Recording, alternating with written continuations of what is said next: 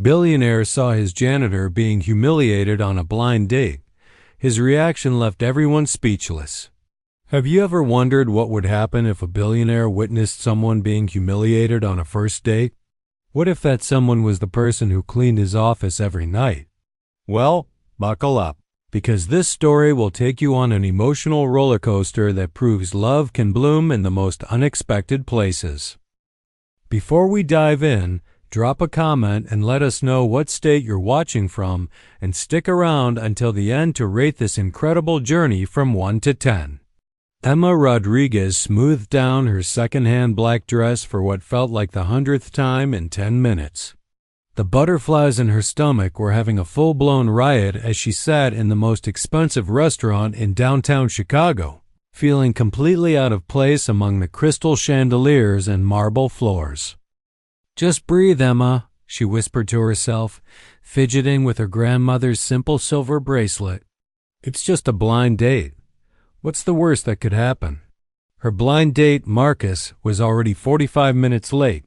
She'd nursed 2 glasses of water and pretended to scroll through her phone more times than she could count. When he finally showed up, tall and polished in an expensive suit, his face immediately fell the moment he spotted her. He approached the table with obvious reluctance, pulling out his chair with the enthusiasm of someone heading to a root canal. "Emma," he said curtly, not bothering with pleasantries. "Hi, Marcus." "I'm so glad you could make it," she replied, trying to sound cheerful despite the sinking feeling in her stomach. Marcus glanced around the restaurant with visible discomfort, then looked her up and down with undisguised disappointment. "Look, I'm going to be straight with you. This isn't really what I was expecting. Your profile said you were sophisticated, ambitious, had style. I thought you'd be. I don't know." Single quotes Emma forced to smile, though her heart was already breaking. "I am ambitious.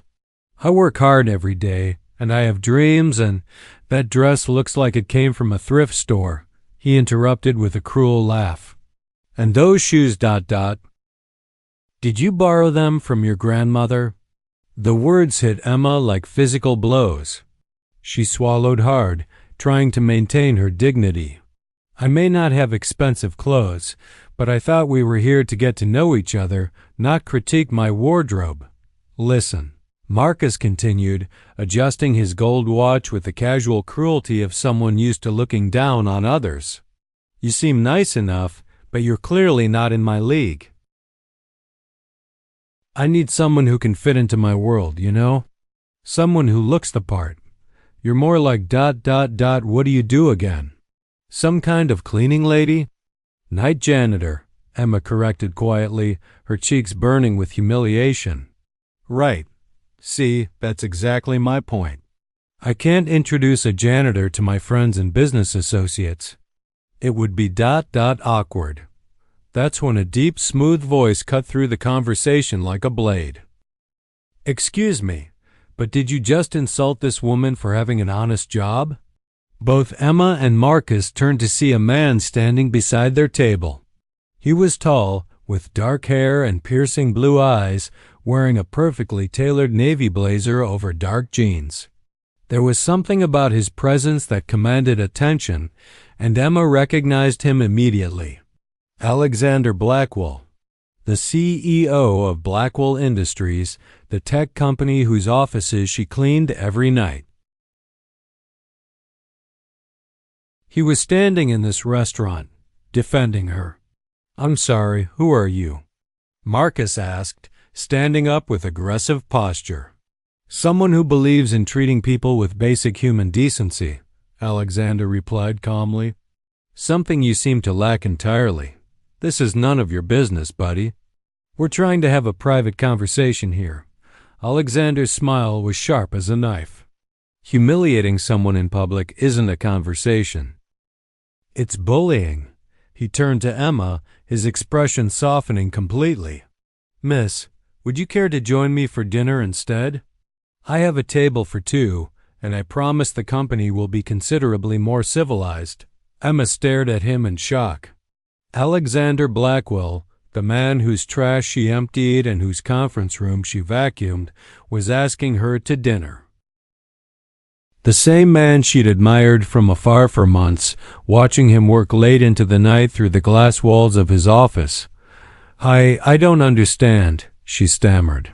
"It's simple," Alexander said, extending his hand to her. "You deserve better than this, and I'd be honored to provide it." Marcus scoffed loudly. "Are you serious? You're going to ditch our date for the help?"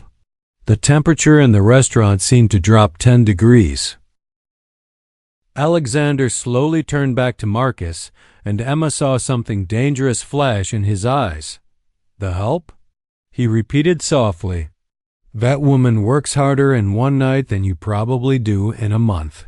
She shows up every day, takes pride in her work, and treats everyone with respect.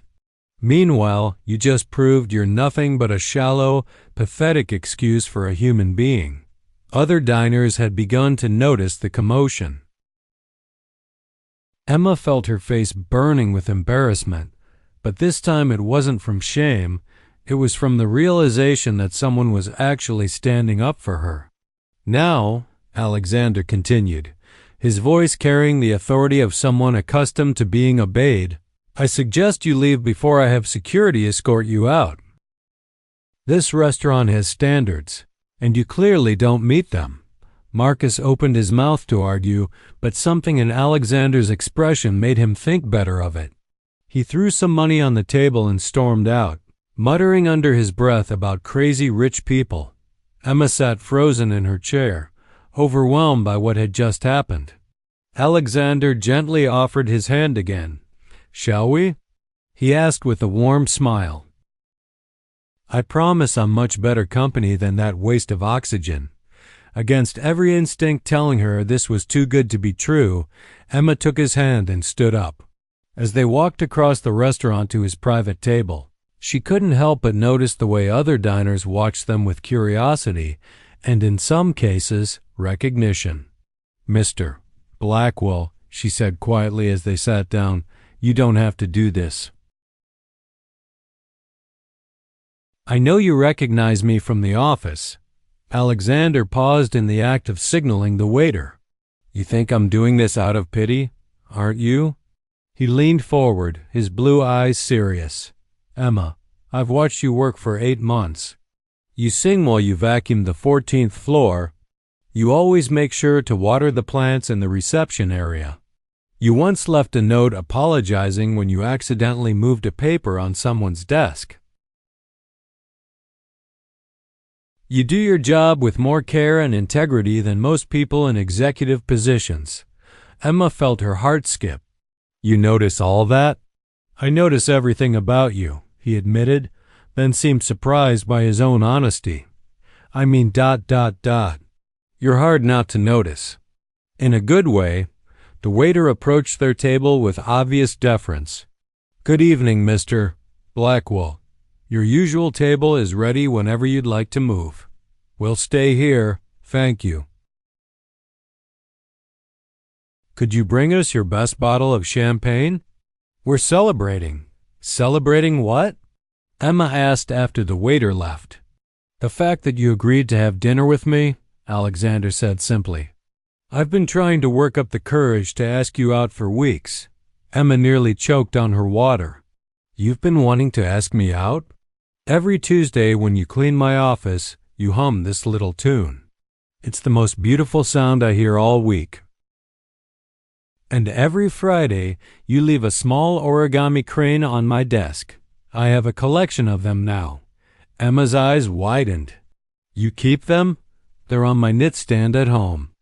They make me smile every morning." For the first time all evening, Emma felt herself relax.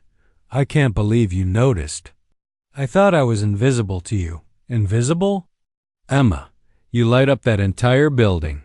The security guards look forward to your jokes. The other cleaning staff always seem happier when they work your shifts. Even my assistant Jennifer mentions how nice you are." "Jennifer knows about me?" Alexander chuckled. "Jennifer thinks I have a crush on the night janitor? She's been encouraging me to ask you out for months. Do you?" Emma asked softly. Have a crush on the night janitor? Alexander met her eyes directly. I have a crush on Emma Rodriguez, who happens to work as a night janitor but could probably run half the companies in this city if given the chance. The champagne arrived and Alexander raised his glass. To unexpected encounters and even more unexpected possibilities. Emma clinked her glass against his, feeling like she was living in a dream. To the strangest first date of my life. Is that what this is? A date? I think so, Emma said, surprised by her own boldness. Unless billionaire CEOs make a habit of rescuing random janitors from bad dates? Only the special ones, Alexander replied with a grin that made her heart flutter. As they talked over dinner, Emma discovered that Alexander Blackwell was nothing like she'd imagined. Yes, he was incredibly successful and wealthy, but he was also funny, down-to-earth, and surprisingly normal. He asked about her life, her dreams, her family, and listened to every word as if it was the most important thing he'd ever heard. So tell me, he said as they shared a dessert that probably cost more than Emma's weekly grocery budget, what do you really want to do with your life? I mean, besides cleaning offices for workaholic CEOs. Emma hesitated, then decided to be honest. I want to go back to school. Get my business degree. Maybe start my own company someday. Something that helps other people achieve their dreams. What's stopping you? Money, mainly. Student loans are expensive, and I can barely afford my current bills. Plus, I'd have to work full-time while studying, and I'm not sure I could handle both. Alexander was quiet for a moment. What if I told you there might be a solution to that problem? I'd say you're about to make an offer that's too good to be true. Blackwell Industries has a scholarship program for employees who want to continue their education. Full tuition plus a stipend for living expenses. The only requirement is that you work part-time for the company while you study. Emma stared at him. Are you serious? Dead serious. We've been looking for someone with your work ethic and integrity to help develop the program. Jennifer could use an assistant, and you'd be perfect for the role. Alexander, I can't accept charity. It's not charity, he interrupted firmly.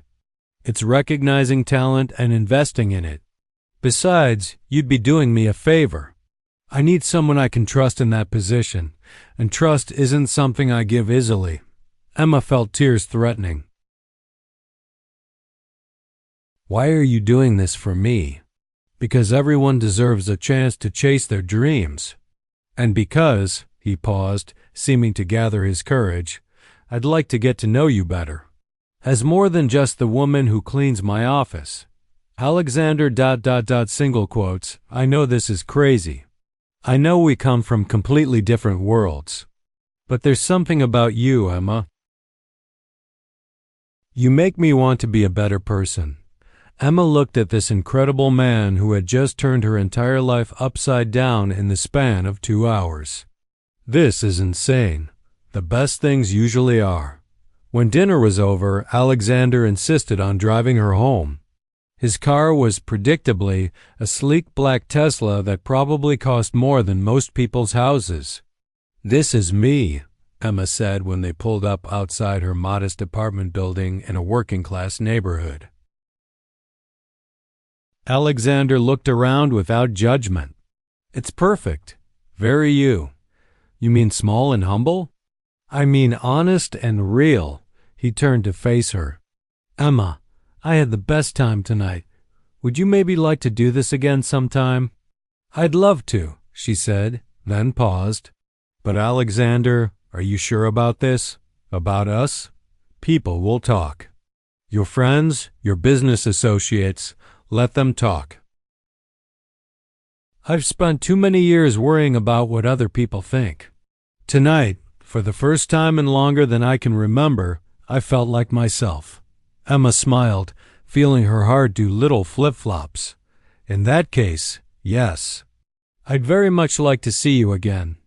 Alexander walked her to her door, and for a moment they stood there in the soft glow of the porch light, neither wanting the evening to end. "Thank you," Emma said softly, "for defending me tonight. For dinner. For everything. Thank you for giving me a chance," he replied, then leaned down and kissed her forehead gently. "Sweet dreams, Emma." As she watched him drive away, Emma touched her forehead where his lips had been and knew that her life would never be the same. The next morning, Emma woke up wondering if the previous night had been an elaborate dream. But when she checked her phone, there was a text message from a number she didn't recognize. "Good morning, Emma. I hope you slept well. Would you like to have lunch today to discuss that scholarship program? And maybe plan our second date?" Emma stared at the message, her heart racing. It was real. All of it was real. She was still trying to process everything when her phone rang. The caller ID showed the main number for Blackwell Industries. "Hello?" she answered nervously. "Emma Rodriguez?" The voice was crisp and professional. "Yes, this is Jennifer Walsh, Mr. Blackwell's assistant. He asked me to call you about a position we have available. Would you be able to come in for an interview this afternoon?" Emma nearly dropped the phone. "An interview? Today, Mr. Blackwell was quite insistent. He said you'd be perfect for our new Educational Development Coordinator position. The salary is $65,000 per year, plus benefits, plus the scholarship program we discussed." Emma sat down heavily on her couch. $65,000 was more than double what she made cleaning offices. Yes, I can come in today." "Excellent. How does 2 p.m. sound? And Emma? Don't worry about what to wear. Mar. Blackwell said to tell you that you're perfect exactly as you are." After hanging up, Emma immediately called her best friend Maria, who worked as a nurse at Chicago General. "Girl, you better be calling to tell me about this mysterious date you went on last night," Maria said without preamble. "Maria, you're not going to believe this, but I think I'm falling in love with my boss." "Your boss?" "Emma, you clean offices. Your boss is like, what, some middle management type. My boss is Alexander Blackwell, the Alexander Blackwell, CEO of Blackwell Industries, billionaire, consistently named one of Chicago's most eligible bachelors, Alexander Blackwell." There was a long pause. "Emma, honey, are you feeling okay? Did you hit your head?" "I'm completely serious. He rescued me from the worst date of my life, took me to dinner, offered me a scholarship and a new job, and I think he might actually like me." "Okay, back up. Start from the beginning and don't leave out a single detail." Emma told Maria everything, from Marcus's cruel comments to Alexander's intervention to their magical dinner conversation. "Holy shit," Maria breathed when Emma finished.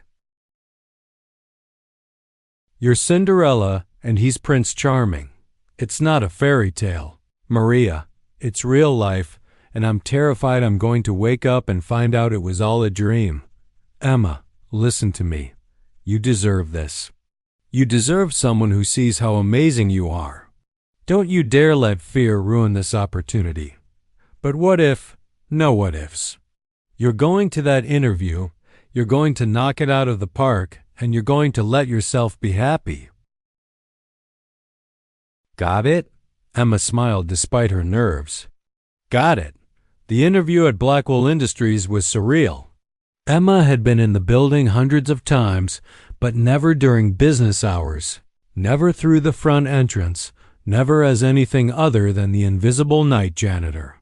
Jennifer Walsh turned out to be a warm, motherly woman in her 50s who immediately put Emma at ease. "I've heard so much about you," Jennifer said as they sat in her office. "Alexander speaks very highly of your work ethic." "He does?" "Oh, yes." He's mentioned several times how impressed he is with your attention to detail and positive attitude. When he told me about this new position, your name was the first one that came to mind. The job was everything Alexander had described and more. Emma would help develop and manage the company's educational assistance programs, working directly with employees who wanted to continue their education.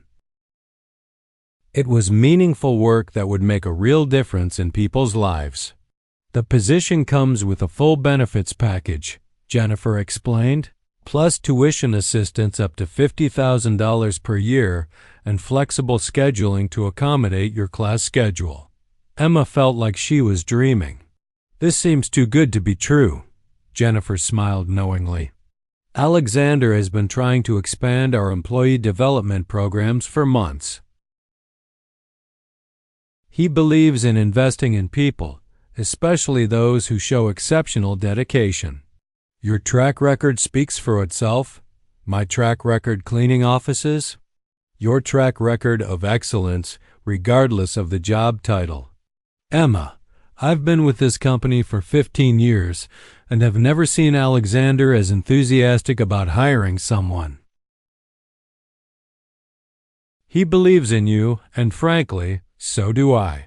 When Emma left the building 2 hours later with a signed employment contract and a start date of the following Monday, she felt like her feet weren't touching the ground. Her phone buzzed with another text from Alexander. How did the interview go? Would you like to celebrate over dinner?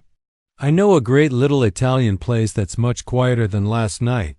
Emma typed back, I got the job. And yes, I'd love to celebrate. But can I pick the place this time? I know a great food truck that serves the best tacos in Chicago. His response came immediately.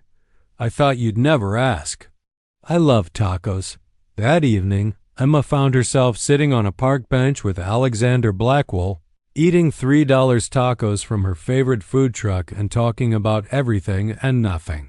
He'd traded his expensive suit for jeans and a simple tie shirt and somehow looked even more handsome than he had in formal wear. This is amazing, he said, biting into his second taco. How did you find this place? I've been coming here since I was in high school. Miguel, the owner, gave me my first job when I was 16. He taught me that honest work has dignity, no matter what other people think. Smart man. I'd like to meet him sometime. Emma looked at Alexander with surprise. Really? Of course. He obviously had a huge influence on you, and I'd like to thank him for that.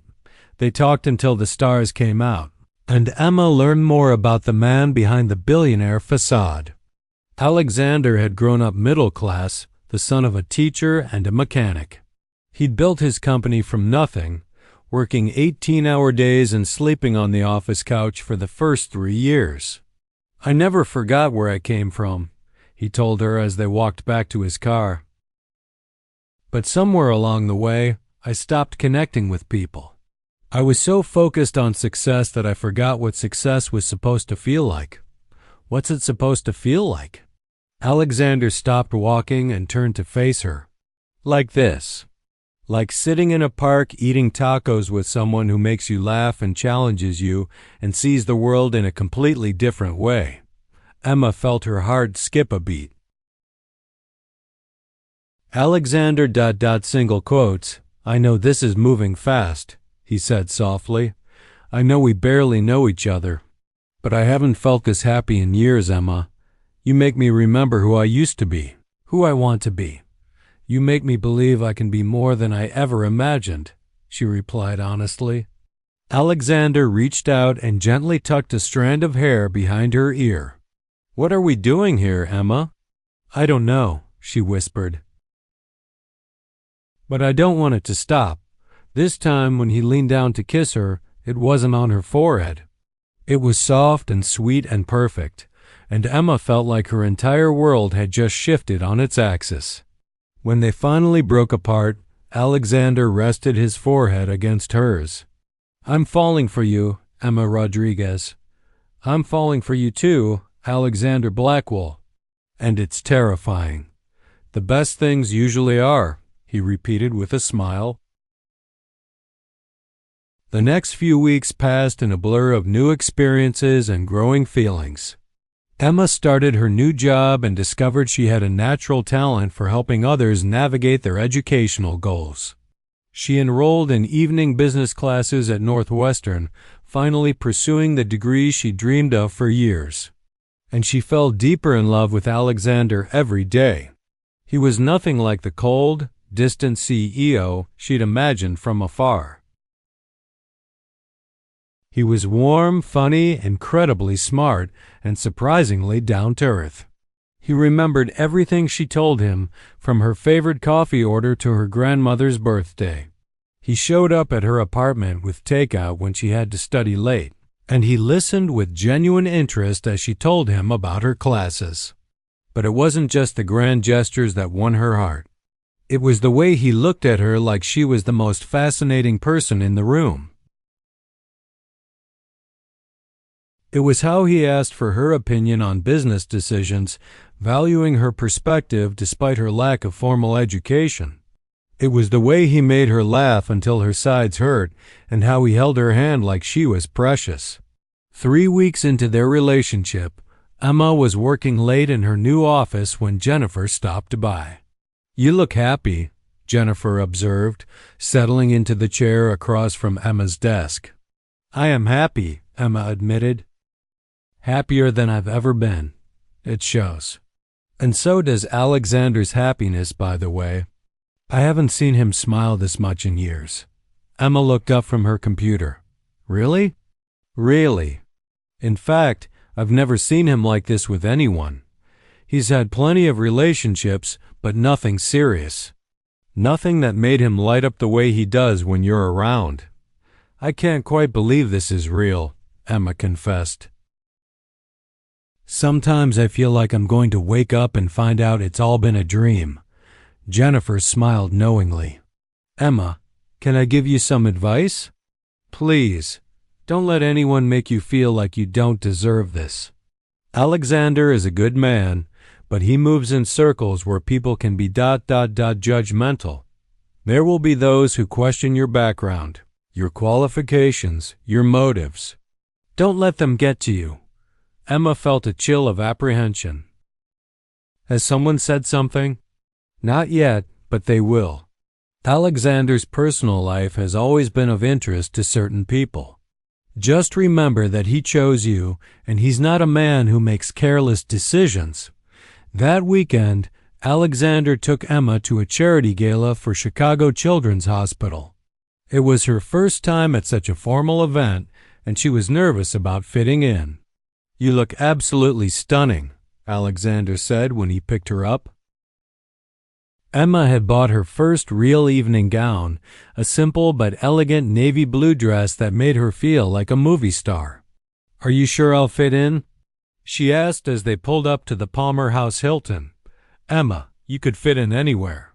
But more importantly, I don't care if you fit in. I care that you're with me." The gala was everything Emma had expected. Beautiful people in designer clothes, expensive champagne, and an atmosphere of refined elegance.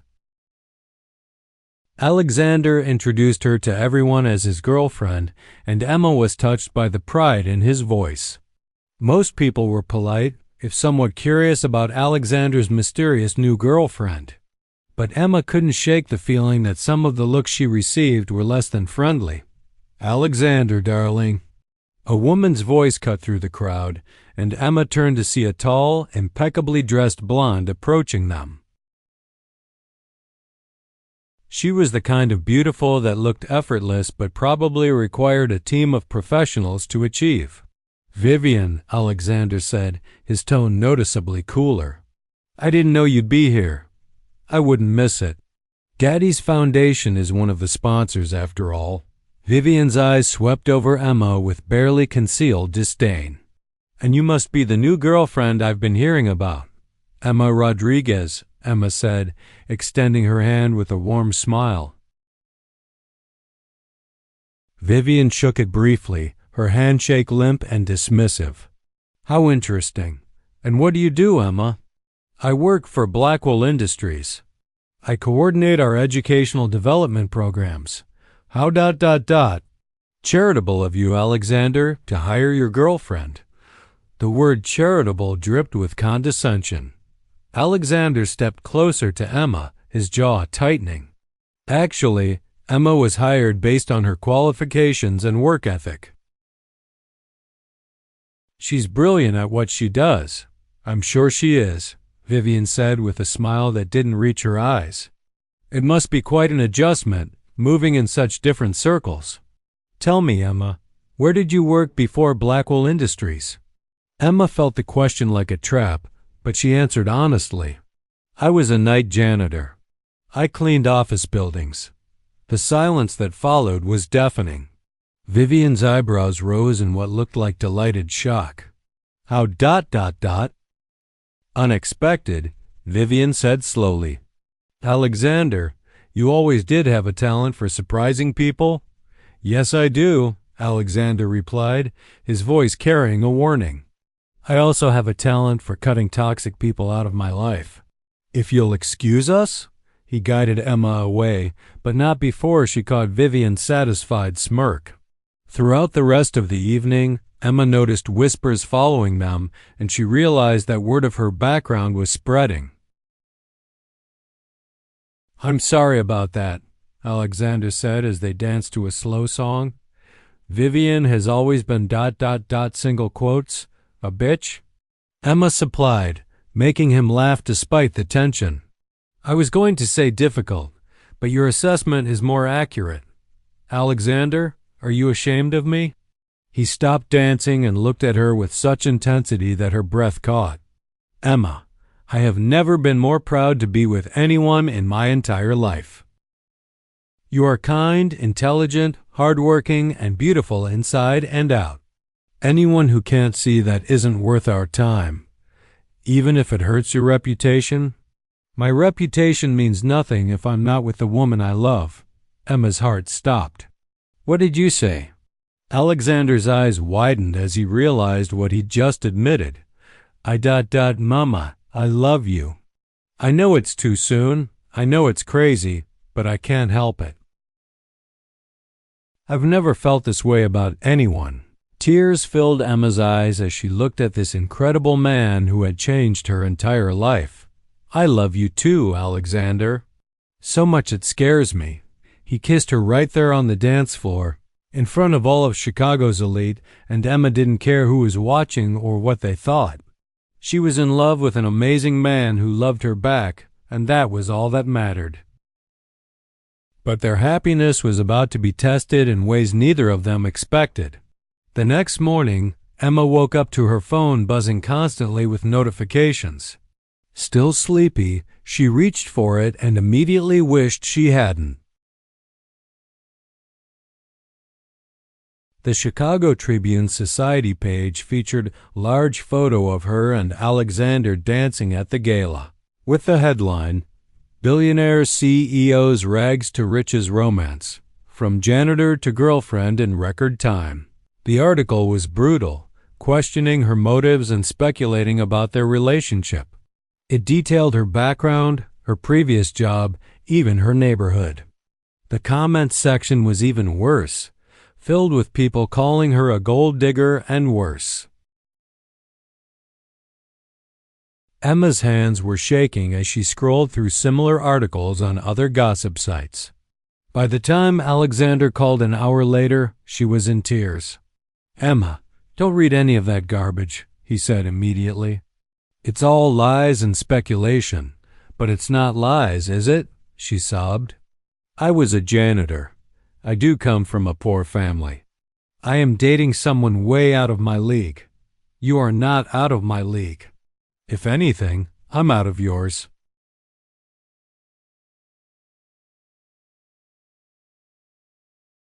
Emma, please don't let these vultures poison what we have. Alexander, your business could be affected by this. Your reputation. I don't care about my reputation. I care about you. But Emma could hear the strain in his voice, and she knew this was affecting him more than he wanted to admit. The next few days were difficult. Emma tried to go about her normal routine, but she could feel people staring at her, whispering. Some of her new coworkers were supportive, but others seemed to question whether she'd really earned her position. The breaking point came when Emma overheard a conversation in the elevator between two executives she didn't know well. "It's inappropriate," one was saying. "She's obviously using him to advance her career. It makes the whole company look bad. I heard she was literally cleaning his office when they met." Can you imagine? A billionaire and a janitor. It's like something out of a bad romance novel. Emma felt sick to her stomach. That evening, when Alexander came to her apartment with dinner and flowers, she was quiet and distant. "What's wrong?" he asked, setting the food aside and pulling her into his arms. "Maybe we should take a break," she said quietly, not meeting his eyes. Alexander went very still. "What?" "This isn't working, Alexander." The media attention, the gossip, the way people look at me now. I don't think I'm strong enough for this. Emma, look at me. He gently tilted her chin up. "I love you. We can get through this together. But what if we can't? What if this ruins your business? What if people never accept me in your world? Then we'll create our own world," he said fiercely. "Emma, I was miserable before I met you. Rich, successful, and completely empty. You brought joy and meaning to my life. Don't you dare give up on us because of some jealous gossips."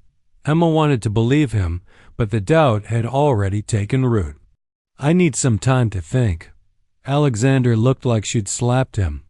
"Time to think about what? About whether you love me? Because I thought we'd established that. I do love you. That's why this is so hard. I love you enough to step back if being with me is going to hurt you.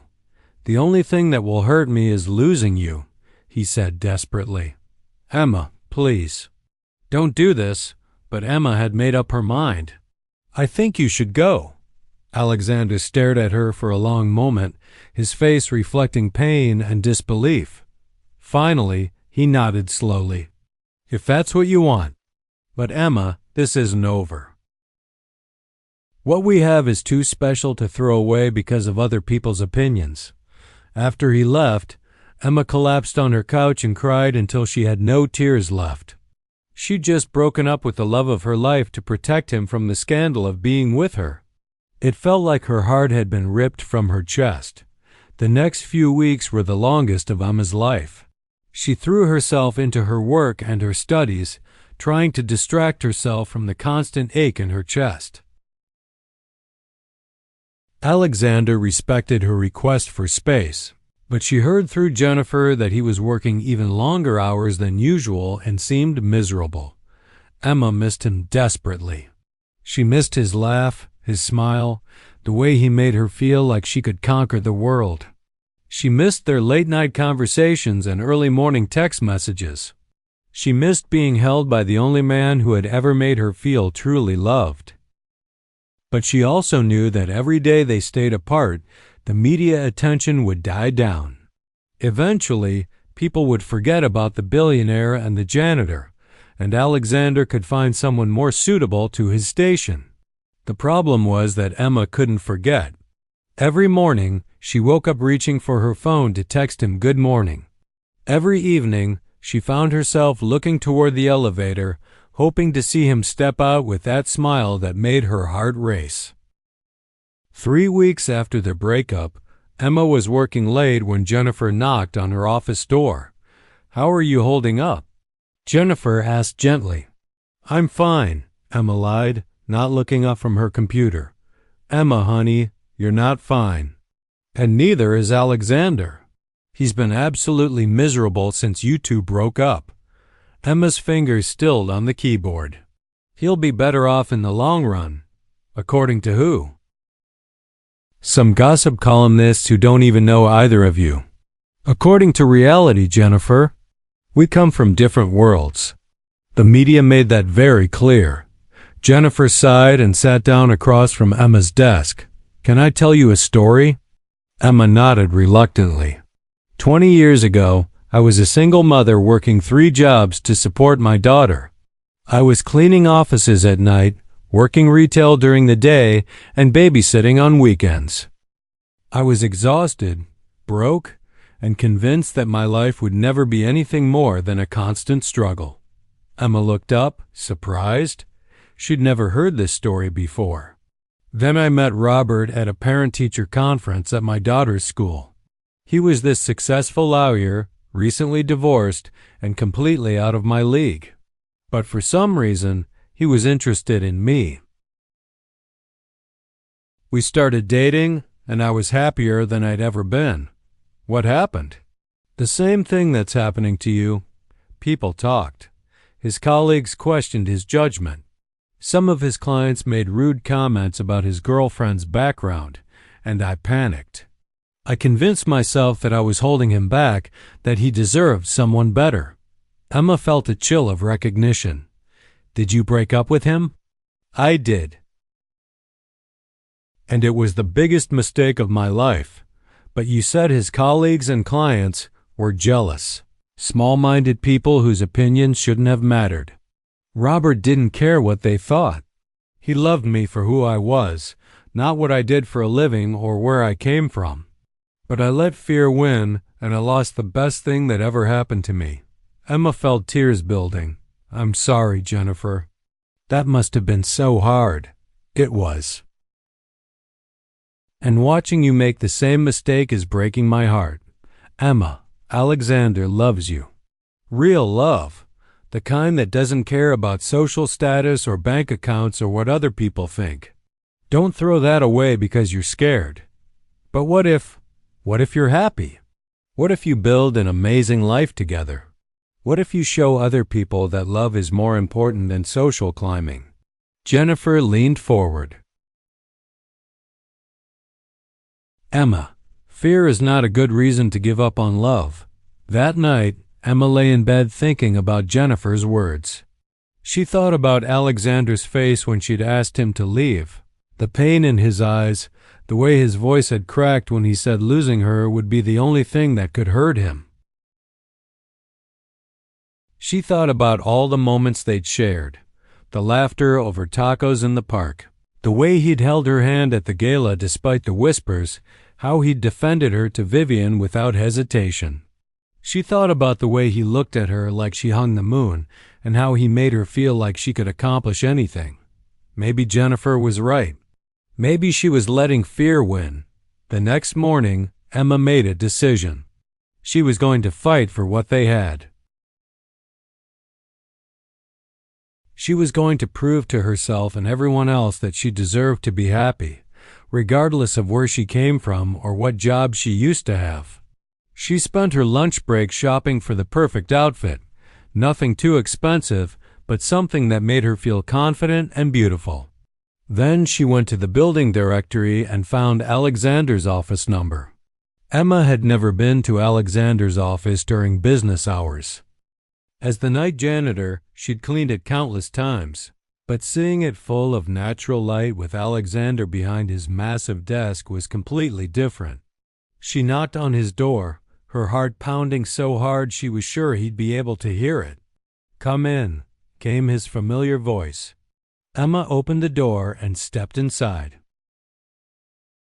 Alexander looked up from his computer, and his face went through a series of emotions: surprise, hope, wariness, and something that looked like barely contained longing. Emma. He stood up slowly, as if he couldn't quite believe she was really there. "What are you doing here?" "I came to apologize," she said, closing the door behind her. "And to tell you that I made a terrible mistake." Alexander didn't respond, just watched her with those intense blue eyes that had always seen straight through her defenses. "I was scared," Emma continued, moving closer to his desk. "I was scared of the media attention and the gossip and the way people looked at me. But mostly, I was scared that I wasn't good enough for you. Emma, please, let me finish." She took a deep breath. I thought I was protecting you by walking away. I thought you'd be better off with someone from your world, someone who wouldn't cause scandals or embarrassment. But I realized something. What? I realized that I was being a coward. I was letting other people's opinions matter more than our happiness. And I was making a decision for both of us without giving you a say in it. Alexander came around the desk, stopping just a few feet away from her. What are you saying, Emma? I'm saying I love you. I'm saying I want to fight for us, together, as a team. I'm saying that if you'll have me back, I promise I won't run away again, no matter what anyone says or thinks. The silence stretched between them, and Emma felt her heart breaking all over again. Maybe it was too late. Maybe she'd hurt him too badly, pushed him away too many times. Then Alexander smiled, and it was like the sun coming out from behind clouds. Emma Rodriguez, he said, stepping closer, you drive me absolutely crazy. Is that a yes or a no? Instead of answering, he pulled her into his arms and kissed her with all the desperation and longing of 3 weeks apart. Emma melted against him, feeling like she was finally home again. When they broke apart, both breathing hard, Alexander rested his forehead against hers.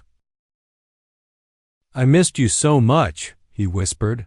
These past 3 weeks have been hell. I missed you too. I'm so sorry, Alexander. I'm sorry I hurt you. I'm sorry I ran away. I'm sorry I let fear make my decisions. We're going to face challenges, Emma.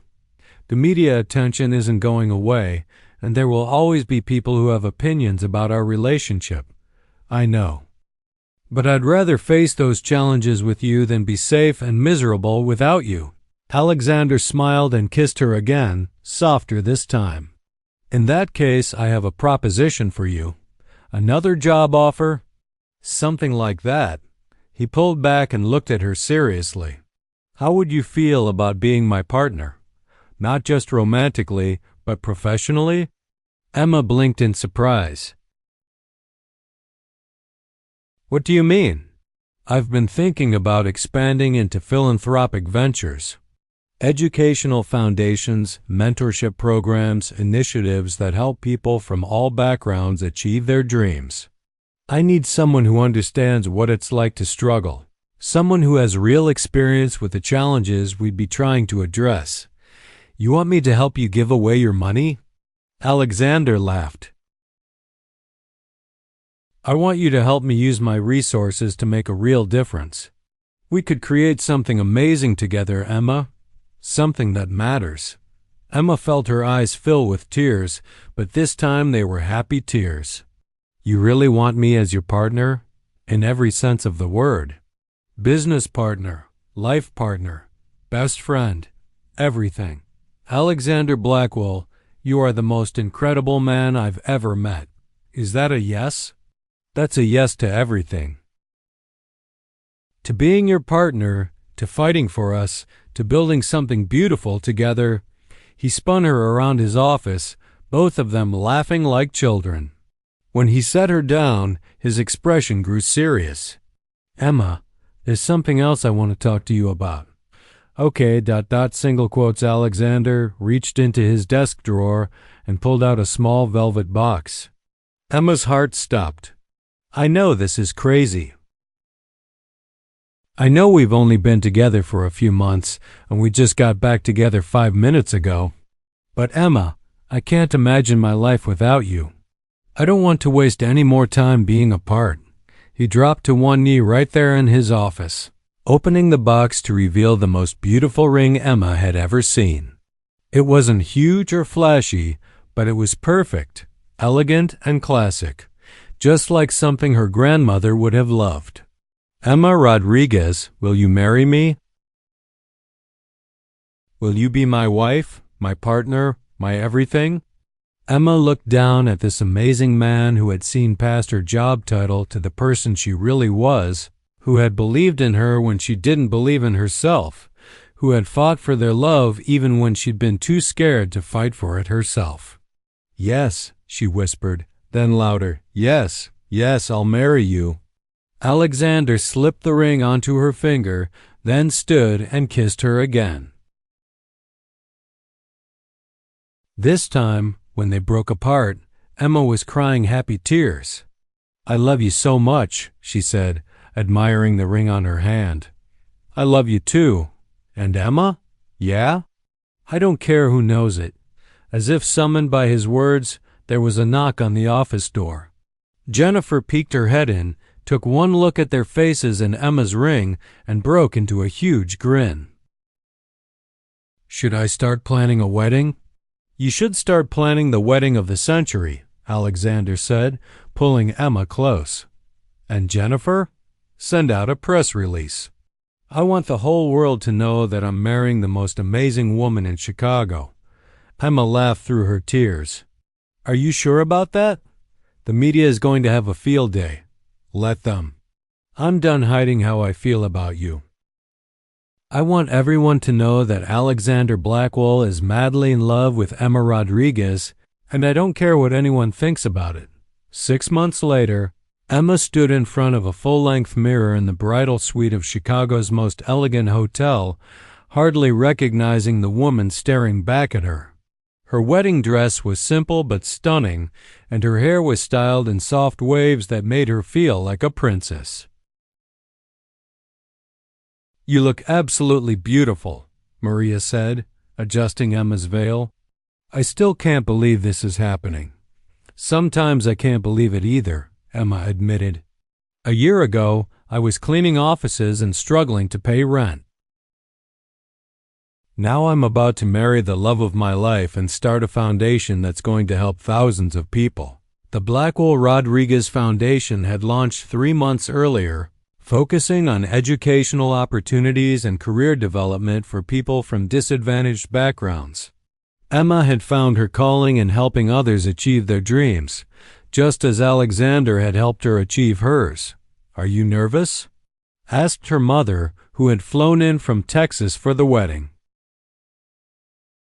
"Not nervous," Emma said, touching the simple pearl necklace that had been her grandmother's. "Excited, ready, happy." There was a soft knock on the door, and Jennifer peeked in. "It's time, sweetheart." Emma took a deep breath and nodded. She was ready to marry her best friend, her partner, her soulmate. The ceremony was held in the hotel's beautiful garden, with white flowers and twinkling lights creating a magical atmosphere.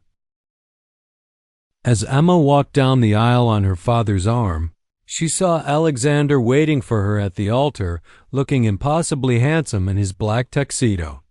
But it was the expression on his face that took her breath away. He looked at her like she was the most precious thing in the world, like he couldn't believe his luck, like she was his entire universe. When her father placed her hand in Alexander's, Emma felt a sense of rightness settle over her. This was where she belonged. This was her home. The ceremony was beautiful, with personal vows that had half the guests in tears. Emma promised to love Alexander through good times and bad, to be his partner in all things, and to never let fear make decisions for their relationship again.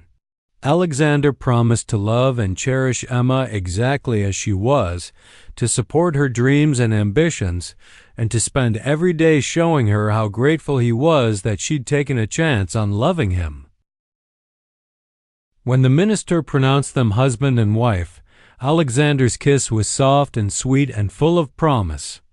As they walked back down the aisle hand in hand, Emma saw nothing but smiling faces and happy tears. The reception was a perfect blend of elegance and fun. Emma had insisted on having Miguel's food truck cater alongside the fancy hotel menu, and the tacos were a huge hit with all the guests. Alexander's business colleagues mingled with Emma's family and friends from her old neighborhood, and everyone seemed to be having a wonderful time. During their first dance, Alexander whispered in Emma's ear, "No regrets?" "Only one," Emma said, smiling up at him. Alexander looked concerned. "What's that?" "I regret waiting so long to fight for us." I regret letting fear keep us apart, even for 3 weeks. Alexander spun her around, then pulled her back into his arms. We have the rest of our lives to make up for those 3 weeks. Is that a promise, Mr. Blackwell? That's a promise, Mrs. Blackwell. As they danced under the stars, surrounded by everyone they loved, Emma thought about how dramatically her life had changed. She'd gone from feeling invisible and unimportant to being loved, valued, and respected. She'd found not just a husband, but a true partner who believed in her dreams and helped make them reality. But most importantly, she'd learned that love wasn't about deserving someone or being in the same social class. Love was about finding someone who saw your true self and chose to build a life with that person, regardless of what the rest of the world thought. Later that evening, as Emma and Alexander said goodbye to their guests, Vivian approached them. Emma tensed, expecting another confrontation, but Vivian's expression was surprisingly sincere. "Congratulations," Vivian said quietly. "You two look very happy together." "Thank you," Emma replied, surprised by the gesture. "I owe you both an apology," Vivian continued. "I was rude and judgmental, and I'm sorry." "Alexander, you obviously found something special, and I was too petty to see it." Alexander nodded graciously. "Thank you for saying that, Vivian. It means a lot." After Vivian walked away, Emma looked at her new husband with amazement. "Did that really just happen?" "People can surprise you," Alexander said.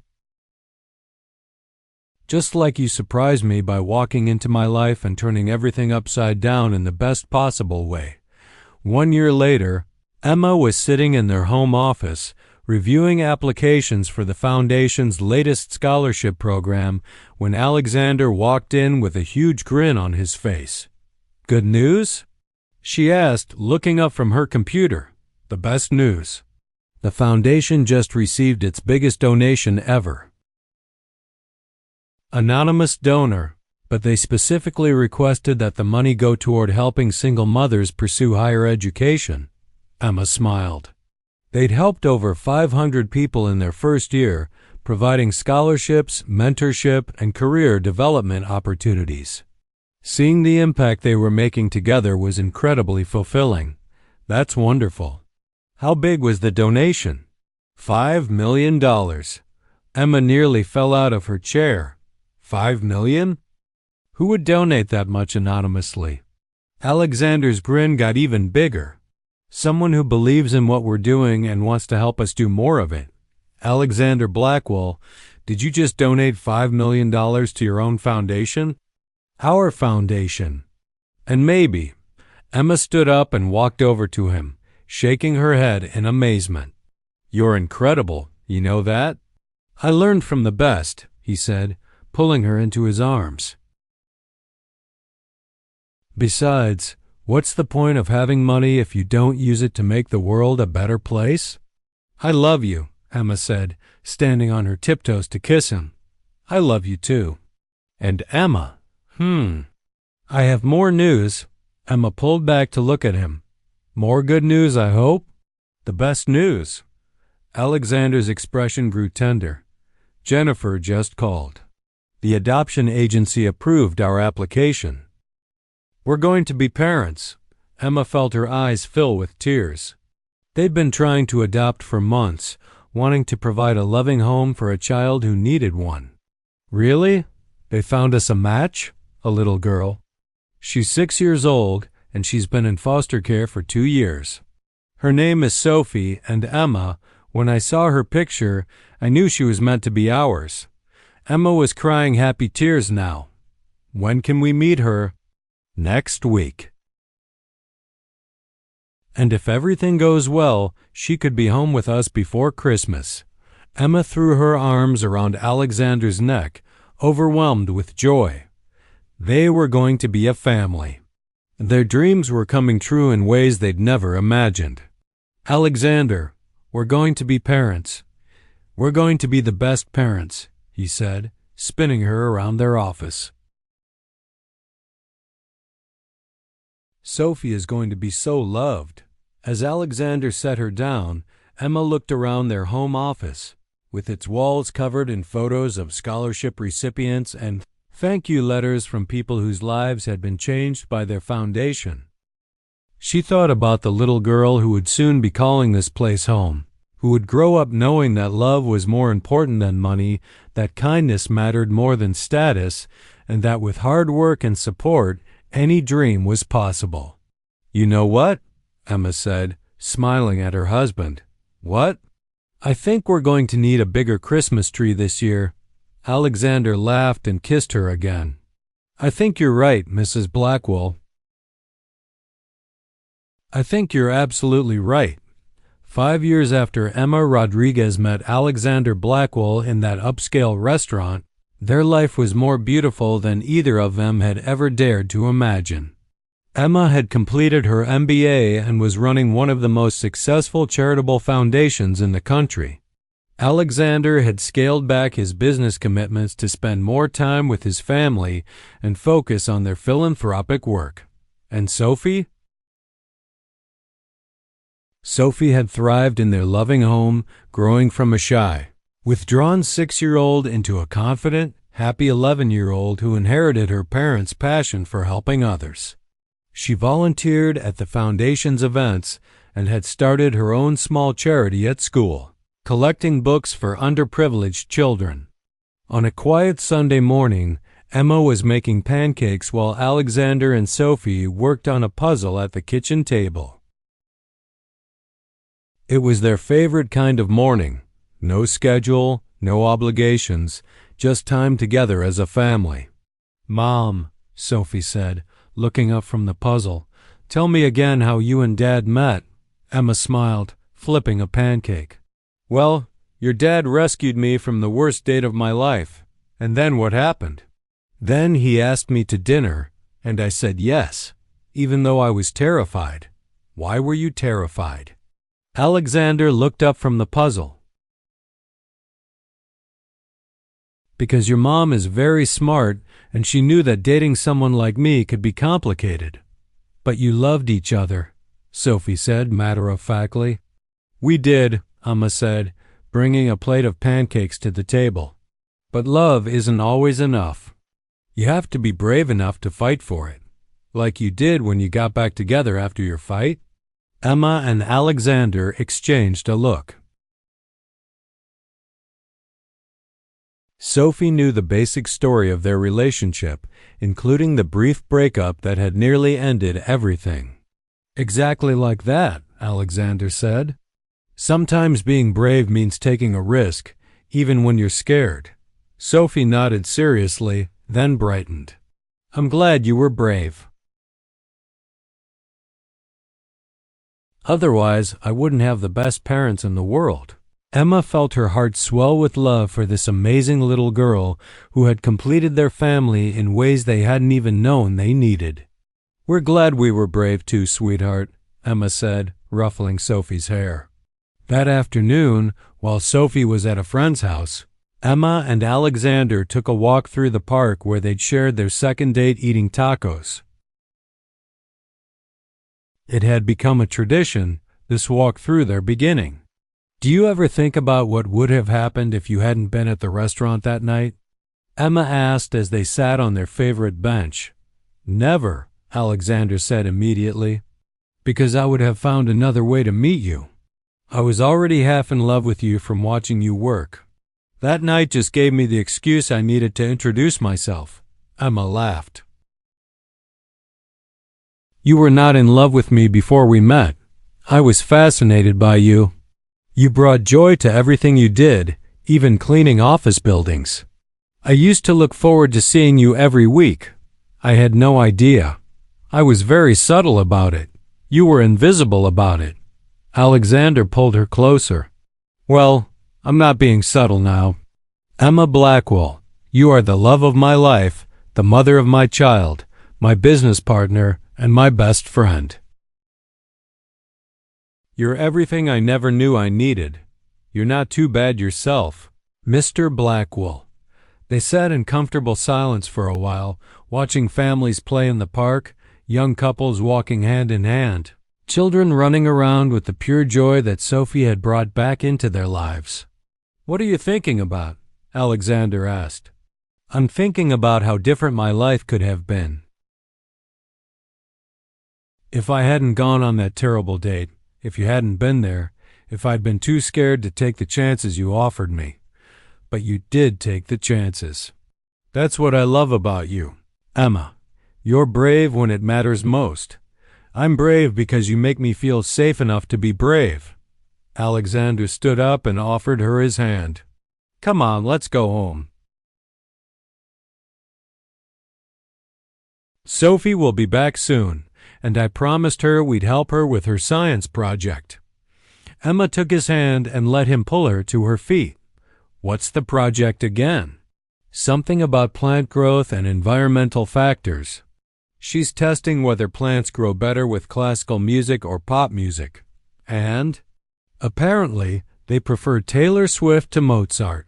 Sophie is very pleased with her scientific discovery. Emma laughed as they walked back toward their car. "Our daughter is going to change the world someday, just like her mother did." "I didn't change the world, Alexander. I just changed my own life. Emma, you changed my world. You changed Sophie's world. You've changed the worlds of every person our foundation has helped." "That sounds like changing the world to me." As they drove home to pick up their daughter and spend the evening as a family, Emma reflected on the incredible journey that had brought her to this moment. She'd started as a night janitor who felt invisible and unimportant.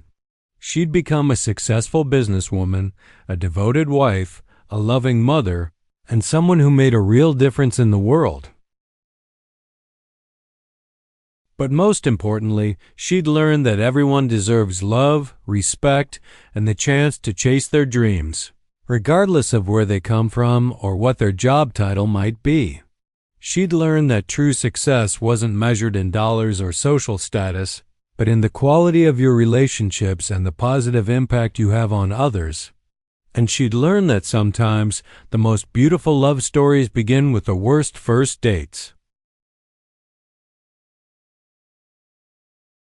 That night, after Sophie was in bed and they were getting ready for sleep, Alexander pulled Emma close. "Thank you," he whispered against her hair. "For what?" "For taking a chance on us, for being brave enough to love me back, for building this incredible life with me." Emma smiled and snuggled closer to her husband. "Thank you for seeing me when I felt invisible. Thank you for believing in me when I didn't believe in myself. Thank you for showing me what real love looks like. Sweet dreams, Mrs. Blackwell. Sweet dreams, Mr. Blackwell." As Emma drifted off to sleep in the arms of the man she loved, with their daughter sleeping peacefully down the hall and tomorrow full of possibilities, she knew that fairy tales really could come true. Sometimes they just looked a little different than expected. Sometimes Prince Charming was a billionaire CEO, and Cinderella was a night janitor with big dreams and an even bigger heart. Sometimes the fairy tale began with the worst date ever and included media scandals, family drama, and moments of doubt. But the best fairy tales, Emma had learned, were the ones that were real. The ones built on genuine love, mutual respect, shared dreams, and the courage to fight for happiness even when it seemed impossible. And as she slipped into peaceful sleep, Emma smiled, knowing that their fairy tale was just beginning. And that's the incredible story of Emma and Alexander, a tale that proves love can bloom in the most unexpected places and that everyone deserves their happily ever after, regardless of where they start in life. What did you think of their journey? Were you rooting for them from the beginning, or did you have doubts along the way? Drop a comment below and rate this story from 1 to 10. We'd love to know what you thought. And if you enjoyed this emotional roller coaster of a love story, make sure to subscribe to our channel and hit that notification bell so you never miss our latest tales of love, hope, and second chances. We have so many more incredible stories waiting to be shared with you. Thanks for spending this time with Emma, Alexander, and Sophie. Until next time, remember that your own fairy tale might be just around the corner, sometimes in the most unexpected places.